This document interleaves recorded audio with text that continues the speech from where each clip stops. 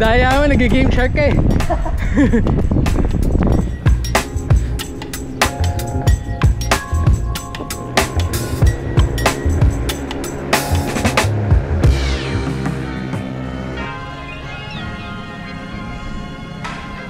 And since nandito na kami sa Kapitolyo at inevitable nang tumigil kami para sa kape, dinala ko sila dito sa isa sa mga kilalang local coffee spot sa lugar.